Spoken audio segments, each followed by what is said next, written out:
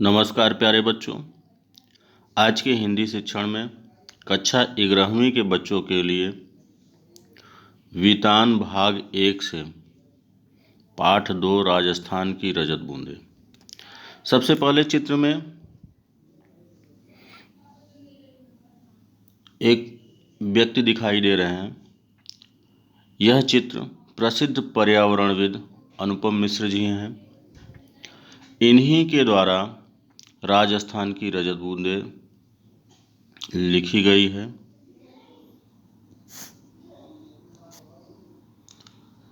तो पाठ इस प्रकार है, राजस्थान की रजत बूंदें। प्रसिद्ध पर्यावरणविद अनुपम मिश्र द्वारा रचित पाठ में राजस्थान की रेतीली भूमि में पानी के स्रोत कुएं का वर्णन किया गया है। किस प्रकार राजस्थान में लोगों ने पानी के लिए प्राकृतिक संसाधनों का उपयोग करके जीवन सरल बना लिया है, इस विषय पर इस पाठ में चर्चा की गई है। पाठ का सार हम निम्नलिखित बिंदुओं के आधार पर कर सकते हैं। पहला पॉइंट है रेत में पानी की तलाश। रेगिस्तान में रेत ही रेत है। वर्षा न के बराबर होती है। वर्षा अधिक भी हो तो रेत उसे सोख लेती है। यहाँ रेत के नीचे खड़िया पत्थर की पट्टी पाई जाती है। यह पट्टी पानी को अधिक नीचे तक नहीं जाने देती है। इस पट्टी के नीचे का पानी खारा होता है। खारे पानी से मिलने के बाद यह भी पानी पीने लायक नहीं रहता। लोगों ने वर्षों के अनुभव के आधार पर पानी को इसी खड़िया पत्थर की पट्टी से पहले प्राप्त करने का उपाय खोज निकाला। इसी प्रयास का परिणाम था कुएं का निर्माण। कुएं का मतलब होता है कुएं का छोटा रूप। ये भी हम कह सकते हैं कि कुआं पुल्लिंग है तो कुएं स्त्रीलिंग है। दूसरा, कुएं निर्माण की प्रक्रिया। राजस्थान में कुएं का निर्माण करने वाले लोगों को चेवलांजी या चेजारो कहा जाता है। ये लोग बड़ी सफाई से इस कला को अंजाम देते हैं। मुश्किल से 4-5 हाथ के व्यास के घेरे को 60 से 70 हाथ की गहराई तक खोदना और साथ में उसकी चिनाई भी करना बहुत ही कठिन काम है। चिनाई का मतलब है उसकी दीवारों को बांधना। चेजारो भूमि के अंदर की गर्मी को सहन करते हुए भीड़ भरी जगह में कुएं का निर्माण करते हैं। नीचे मिट्टी की खुदाई फावड़े से नहीं हो सकती है। उसकी खुदाई वे बसौली से करते हैं। खुदी हुई मिट्टी को बाल्टी से ऊपर भेज दिया जाता है। ये लोग अपनी जान खतरे में डालकर दूसरों की प्यास बुझाने के लिए पानी का स्रोत बनाते हैं। तीसरा है कुएं और कुएं में अंतर।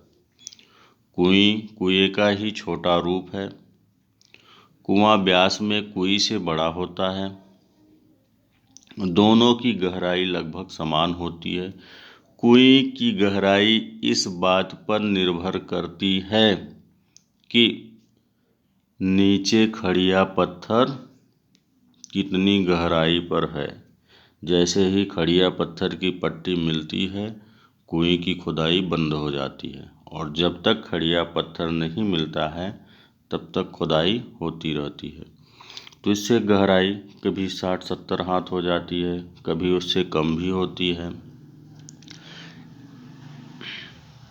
कुएं में पानी भूजल से मिलता है, अर्थात भूमि के नीचे के पानी का उपयोग कुएं में किया जाता है, जबकि इसके विपरीत कुएं में पानी का स्रोत भूजल नहीं होता है। यह चारों ओर की रेत से नमी को सोख कर पानी इकट्ठा करता है। यहाँ की भूमि में रेत के कण छोटे होते हैं जो आपस में चिपकते नहीं हैं। यही कारण है कि इस भाग में जितनी भी वर्षा होती है सारी की सारी रेत में समा जाती है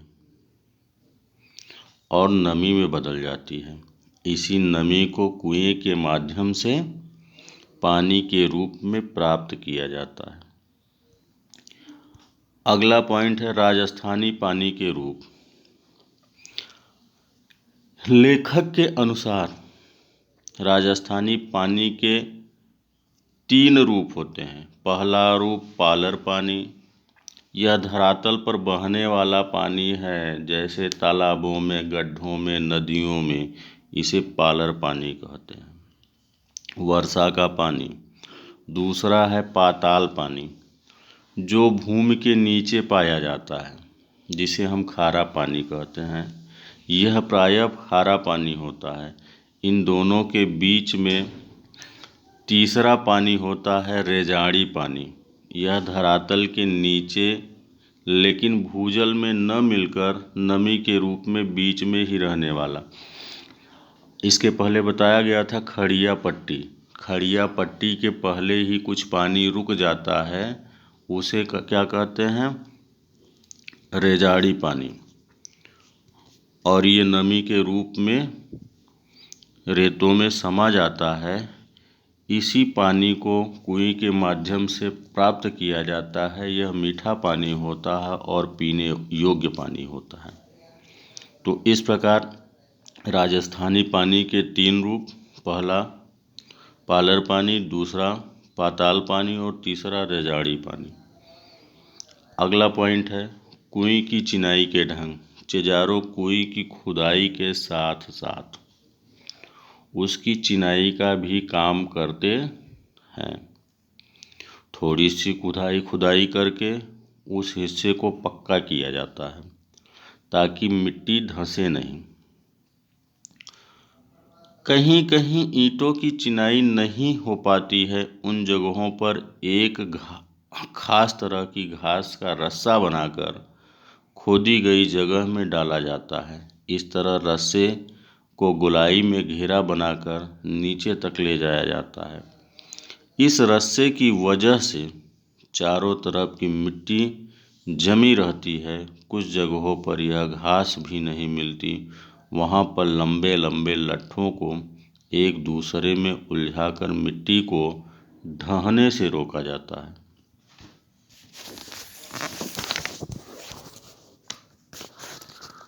अगला पॉइंट है कुएं निर्माण की सफलता का उत्सव।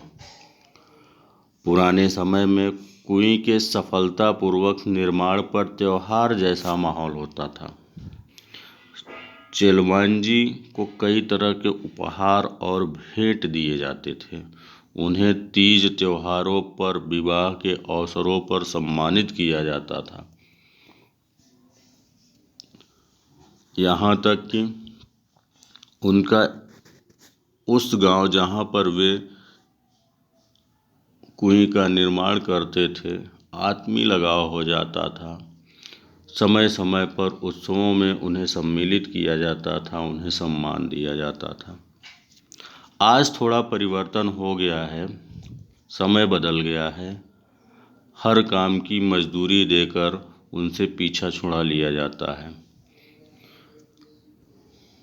अगला पॉइंट कुएं से पानी उपयोग करने के तरीके। कुएं की पानी की क्षमता बहुत कम होती है। दिन रात के समय में इसमें 2-3 घड़े भरने लायक पानी ही इकट्ठा हो पाता है। कुएं की गहराई से पानी निकालने के लिए छोटी बाल्टी या चड़स का प्रयोग किया जाता है। ऊपर मुहाने पर चरखी या घिरनी लगा दी जाती है। इस चरखी के कारण ऊपर पानी खींचने में अधिक जोर नहीं लगता। प्रत्येक कुएं के मुंह को ढक कर रखा जाता है। पानी निकालने के समय मुंह से लकड़ी का ढक्कन हटाकर पानी निकालते हैं बाद में यह ढक्कन बंद कर दिया जाता है। इसका एक कारण और भी है, जिससे पानी का वाष्पीकरण न हो। पानी क्या होता है, भाप बनकर उड़ता रहता है। जब ढका रहेगा तो पानी का वाष्पीकरण कम होगा। यही कारण है कुएं का जो व्यास होता है, चौड़ाई होता है मुंह का, उसे भी कम रखा जाता है। जितनी कम चौड़ाई होगी उतना कम ही वाष्पीकरण होगा और पानी भी ज़्यादा मिलेगा। जैसे 3 से 4 बाल्टी पानी इकट्ठा हो रहा है, जब उसकी चौड़ाई कम होगी तो उसमें पानी इकट्ठा हो जाएगा, दिखाई देगा। चौड़ाई ज़्यादा रहेगी तो पानी फैल जाएगा। अगला है कुएं सार्वजनिक संपत्ति। कुएं राजस्थान के खड़िया पत्थर वाले क्षेत्र के लगभग हर घर में मिल जाती है। सबकी निजी संपत्ति होते हुए भी वह सार्वजनिक संपत्ति मानी जाती है। इन पर ग्राम पंचायतों का नियंत्रण रहता है। किसी नई कुएं के लिए स्वीकृति कम ही दी जाती है। इसका कारण है कि भूमि के नीचे की नमी का अधिक विभाजन होना। जितनी अधिक कुएं होंगी उतना ही नमी का बंटवारा हो जाता है। अर्थात कुएं निर्माण के लिए ग्राम पंचायत से परमिशन लेनी पड़ती है और एक ही स्थान पर ज़्यादा कुएं का निर्माण नहीं किया जाता है, क्योंकि जो भूमि की नमी है, जिससे पानी मिलता है, उसका भी बंटवारा हो जाएगा। जितनी ज़्यादा कुएं रहेंगी उतना कम पानी मिलेगा। अब आगे है खड़िया पट्टी क्षेत्र। राजस्थान में सब जगह रेत के नीचे खड़िया पत्थर नहीं है। यह पट्टी चूरू, बीकानेर, जैसलमेर और बाड़मेर आदि क्षेत्रों में है। यही कारण है कि इस क्षेत्र के गांवों में लगभग हर घर में एक कुएं है। तो इस प्रकार राजस्थान की रजत बूंदें नामक पाठ का सारांश यहाँ पर समाप्त होता है। हमारा वीडियो कैसा लगा कमेंट बॉक्स में ज़रूर लिखिएगा। जिन बच्चों ने अभी तक सब्सक्राइब नहीं किया है चैनल को, सब्सक्राइब कर देंगे, जिससे हमारी आने वाली वीडियो आप तक पहुंचती रहे। धन्यवाद।